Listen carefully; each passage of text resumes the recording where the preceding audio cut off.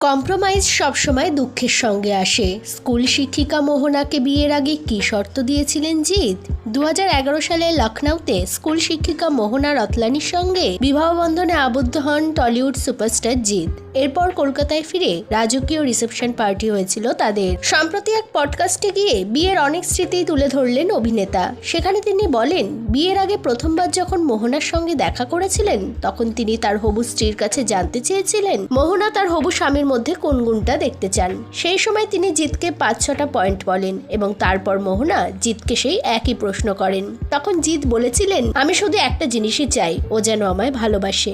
আমায় যদি ভালোবাসে তাহলে বাদবাকি সবকিছু অ্যাডজাস্ট হয়ে যাবে। আসলে কম্প্রোমাইজ আর অ্যাডজাস্টমেন্টের মধ্যে একটা বড় ফারাক আছে। কম্প্রোমাইজ সবসময় দুঃখের সঙ্গে আসে আর অ্যাডজাস্টমেন্ট আসে ভালোবাসার সঙ্গে। আপনার মনে যদি ভালোবাসা থাকে তাহলে আপনি অ্যাডজাস্টমেন্ট করে নেবেন, আর নয়তো আপনি কম্প্রোমাইজ করবেন আর কষ্ট পাবেন।